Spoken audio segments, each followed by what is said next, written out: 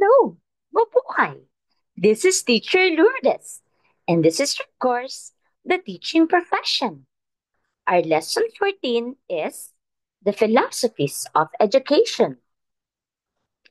Our objectives are the students will learn the philosophies of education, and your student activity as your project for the finals, you will create a video discussing some philosophies of education group of 5, 6, or 7 members. And you will post it in facebook.com and tag my Facebook account. This lesson discusses the philosophies of education.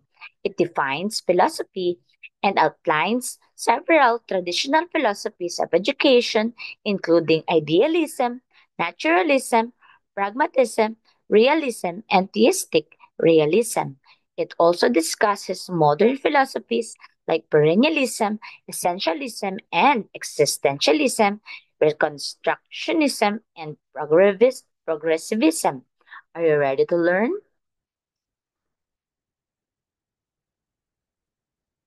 Our resource came from slideshare.net, uploaded by Anis103 and presented by Prasidha S. First Year MSc Nursing in India, EMS College of Nursing. So, what are the educational philosophies? Let's define philosophy. It is an attempt to think truly about human experience or to make out whole experience intelligible. This is according to Brightman. Philosophy is a is a search for comprehensive view of nature and an attempt at a universal explanation of the nature of things according to Henderson. According to Fitch, philosophy is the source of knowledge. And according to Coleridge, philosophy is the science of all sciences, as it attempts how and why and what are the purposes of learning and education. And five, according to Raymond, philosophy is unceasing effort to discern the general truth that lies behind the particular facts, discern also the reality that lies behind the appearances. So now let's first discuss idealism, which was originated during the time of Plato, the father of idealism. According to idealism, it is the presence of universal mind and regards man as a spiritual being. The world of ideas and values are superior than the materialistic world. The real knowledge is perceived in the mind.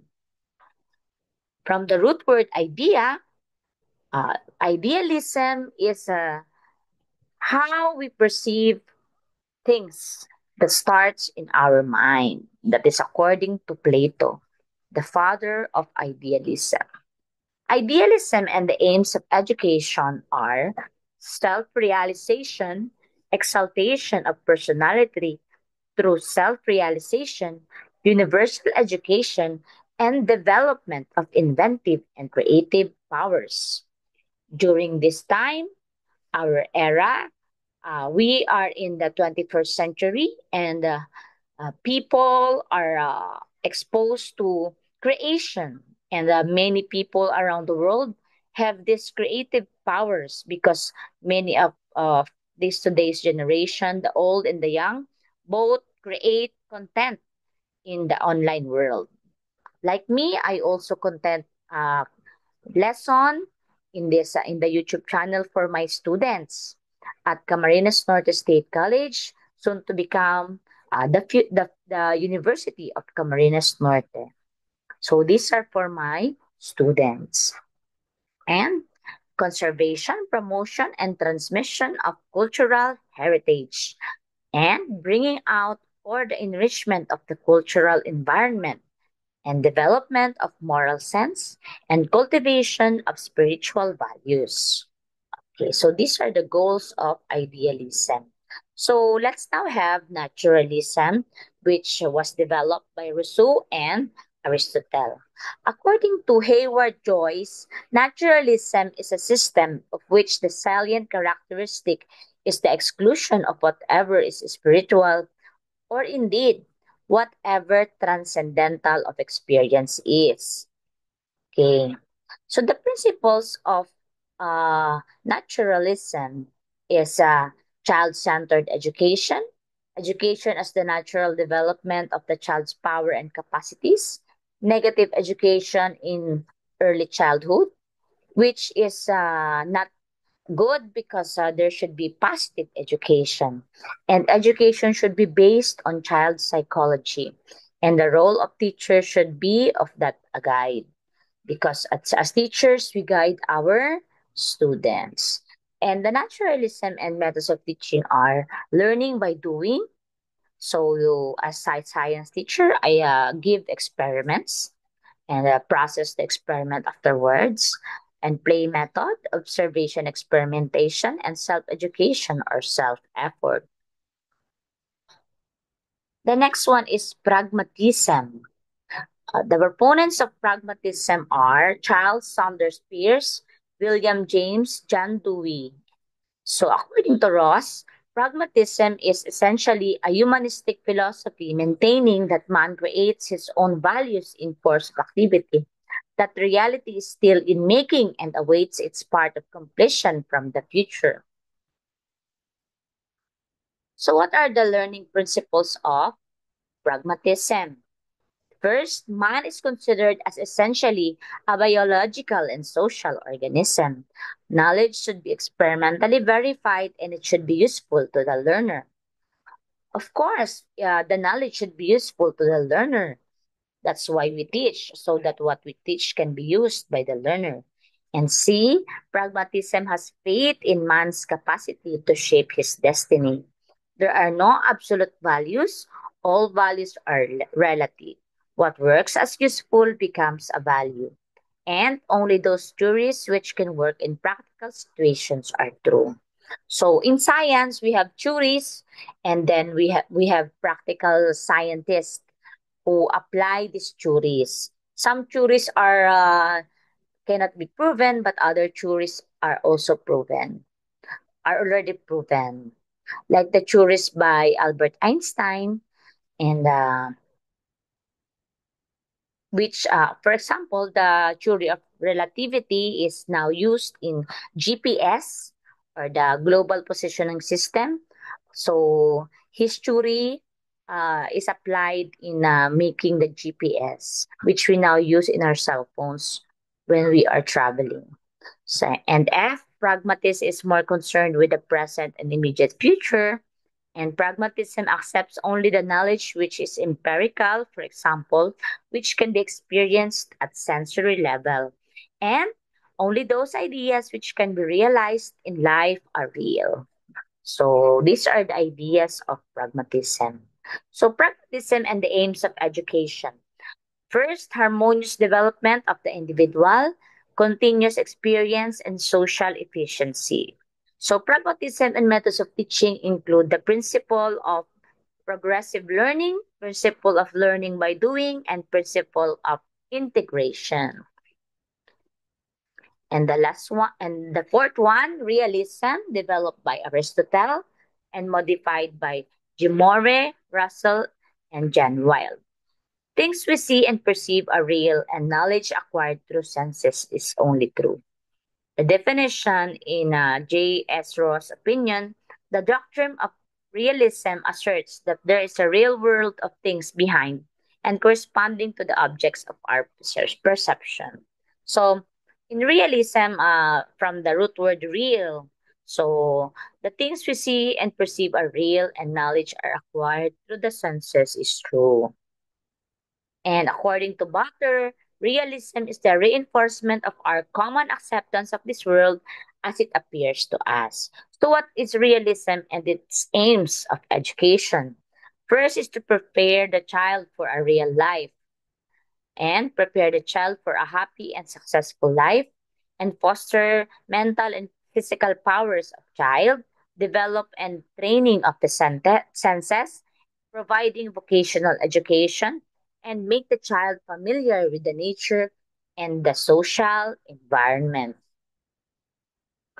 Let's now have the theistic realism, which believes in the supernaturalism or the Christian philosophy where God is the creator of nature and man. I also believe this philosophy. I am a Christian and I always tell my students to pray to God and to trust God in all that happens in their life, whether it is a problem or a struggle. Always pray and trust God because He is the one controlling everything, and all the struggles that are in our life are part of the process wherein we grow as a person. Okay. So these are the modern contemporary philosophies. First, perennialism, the oldest and conservative, rooted in realism and relies on the past. Perennialism and the curriculum is subject centered, liberal education, and only one common curriculum. Perennialism and education, according to Robert Hutchins, the aim is to improve man. Perennialism and aims of education to develop the rational person and to uncover universal truths by carefully training the intellect. Character training is also important. So, from the root word perennial, which means long lasting.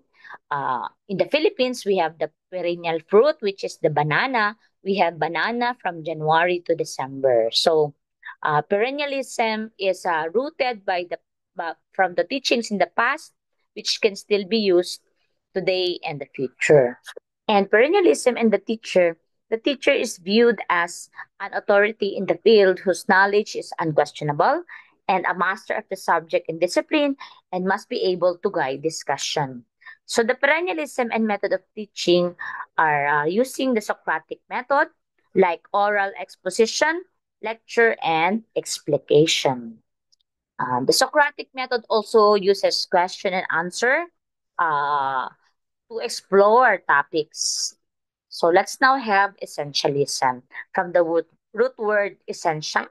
So the essentialism focus on the things that are essential to child growth and development. And it is rooted in both idealism and realism. It surfaced in 1930s and developed into a major position during Cold War and Sputnik era of the 1950s and early 1960s. It is formulated by William Bagley and later developed by Arthur Bestos and Admiral Hyman Rickover. Okay. Essentialism believes that there is a common core of knowledge that needs to be transmitted to students in a systematic and disciplined way. The essentialism and curriculum are not rooted in the past, like the perennialism, and it rejects subjects such as art, music, and physical education. Essentialism is concerned with facts and knowledge, and all students offered some common curriculum.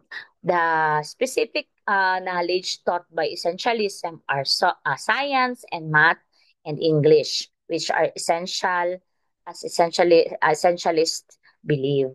The essentialism and aims of education is to promote the intellectual growth of the individual and to educate the competent person.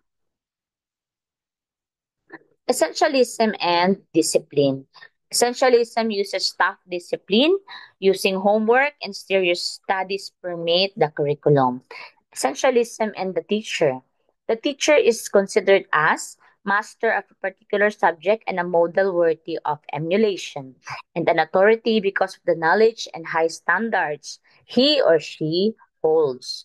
And he or she is a person who holds control over the classroom with minimal student input.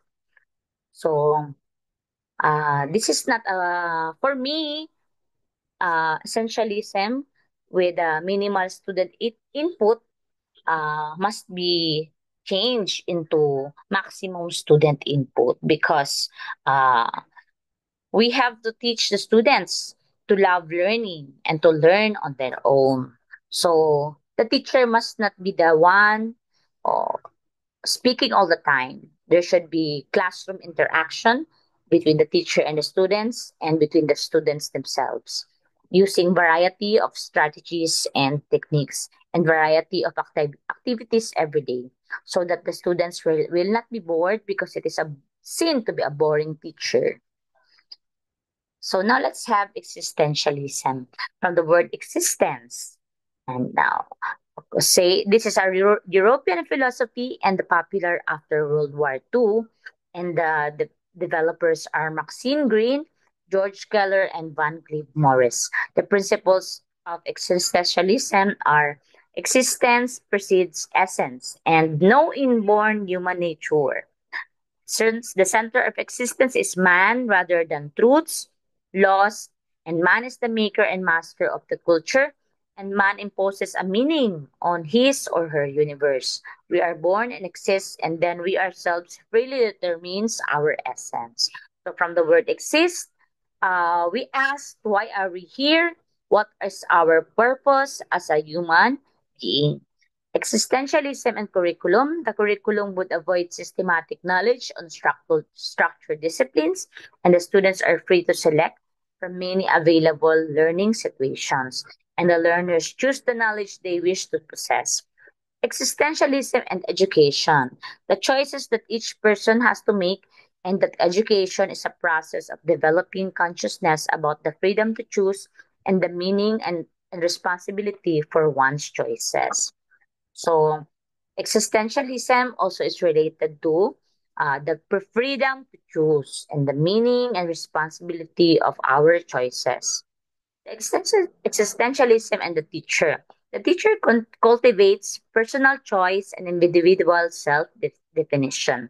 Existentialism and methods of teaching include self expressive activities, for example, role playing, experimentation, methods and media that illustrate emotions, feelings, and insights. Next, let's have Reconstructionism. It is based on early socialistic and utopian ideas of the 19th century. It is society-centered philosophy.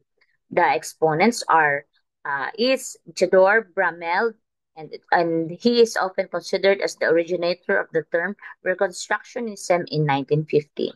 The concept the concept includes crisis philosophy, which is appropriate for a society in crisis.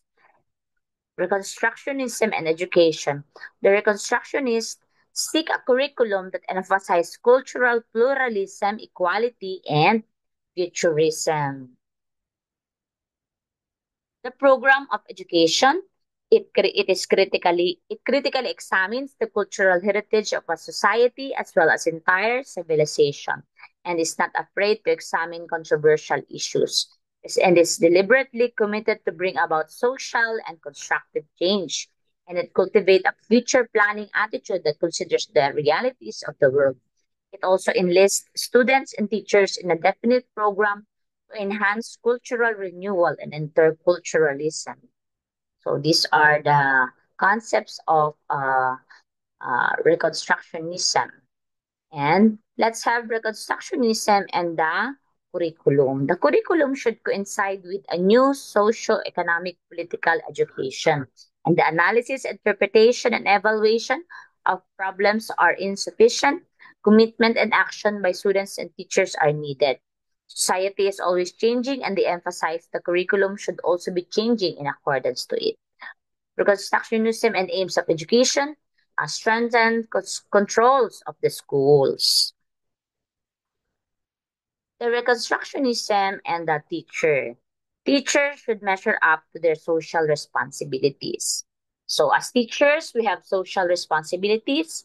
Our responsibility as a role model to our students, and social responsibilities that if we are asked to have responsibilities in society, uh, we should conform, and we should perform these responsibilities to the best of our ability.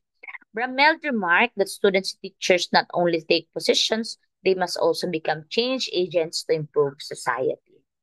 Okay, so let's have progressivism, which is developed from pragmatic philosophy. The concept of progressivism is a contemporary reform movement in educational, social, and political affairs. John Dewey viewed the school as a miniature democratic society in which students could learn and practice the skills and tools necessary for democratic living. From the word progress, it means that the skills and tools of learning include problem solving methods and scientific inquiry. And the learning experiences include cooperative behaviors and self discipline. The schools can transmit the culture of society while it prepares students in the changing world. This philosophy places emphasis on how to think, nor what to think. Okay. Progressive education focused on the child as a learner rather than on subject and emphasized activities and experiences rather than verbal and literary skills and encouraged cooperative group learning activities rather than competitive individualized lesson planning. The aim of education of progressivism is to promote democratic social living. Let's us see progressivism and the curriculum. The curriculum is interdisciplinary in nature, and books and subject matter were part of the learning process rather than sources of ultimate knowledge. And the curriculum is based on students' interest and involves the application of human problems and affairs. Now let's have eclecticism. Eclecticism is the pooling of all the good and relevant features from different educational philosophies. What are the salient features of eclecticism? The aim of education is to prepare good citizens and recommends broad and flexible curriculum, and emphasis is on coordination of various subjects and importance to co-curricular activities, ensuring availability of subject experts and better teachers, and suggests scientific teaching methods based on the principles of learning by doing, learning by play, and learning by observation. So it says eclecticism is a good philosophy as it considers education as a tool for social control and recommends professional status for teaching job and importance to self-discipline and highlight responsibility of governments in providing education, especially in the primary level and for handicapped children, and emphasis on adult and social education and harmonious relationship among school, home, and the society. Okay, that is our last topic. So let's continue. So thank you for this resource page. The resource page uploaded by Anis 103 from slideshare.net. And for your student activity, as your project for the finals, you will create a video discussing some philosophies of education by group, 5, 6, or 7 members in a group. And you will post in Facebook and tag my FB account. And you will post and tag me before the final exams. So for this school year, my students already have posted, and let us watch one of the work of my students.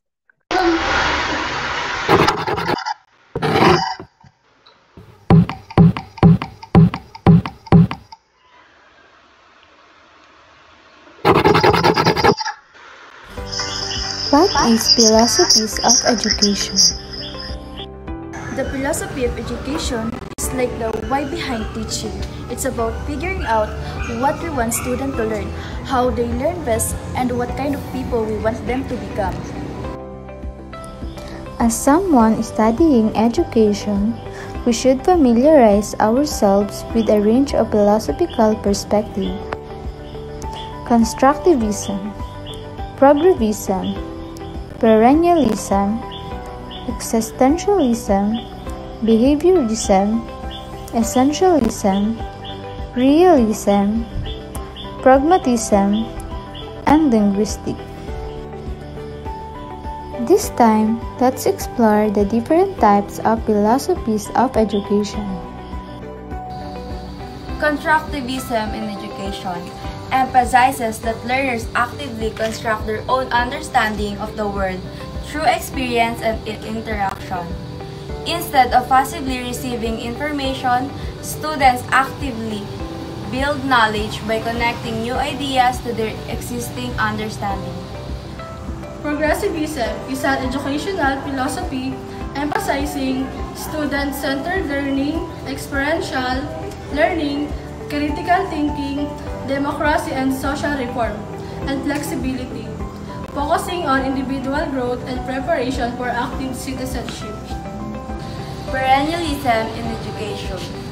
Focus on timeless truth and values, emphasizing the study of classic literature, philosophy, and the arts. It aims to develop students' intellectual and moral character by engaging them with enduring ideas and principles. Existentialism. Existentialist education emphasizes individual choice, freedom, and personal meaning. It encourages students to question authority, think critically, and develop their own identities. By fostering a supportive learning environment, existentialism empowers students to take responsibility for their own learning and engage in self-discovery. Behaviorism. Behaviorism in education focuses on how students learn through observable actions and responses. It emphasizes rewards and punishment to shape behavior like giving praise for good work or assigning extra homework for bad behaviors. Essentialism is an educational philosophy emphasizing traditional disciplines, timeless knowledge, discipline, and rigor, with a focus on transmitting fundamental concepts and skills in teacher to student. Realism in education emphasizes understanding the objective world through scientific inquiry, critical thinking, and practical skills. Pragmatism. Pragmatism is a philosophy of education emphasizing practical learning and real-world application. It prioritizes hands-on experience, problem-solving, and critical thinking to prepare students for life beyond the classroom. Pragmatists like John Dewey and William James believe education should be relevant to students' life and future careers, fostering their ability to adapt and thrive in a changing world. This philosophy encourages flexible, student-centered learning environments that promote collaboration and creativity. Linguistic philosophies of education emphasizes the language in shaping thought, learning, and understanding. They focus how language structures our thinking, influences of perception, and create meaning in the world. This approach highlights the importance of developing language skills and also critical thinking about language and understanding the power of communication in the learning process. Knowing the philosophies of education help us understand why we educate people. It gives us a framework for thinking about what should be taught, how it should be taught, and who it should be taught to. This helps us become a more informed and effective educator or learner.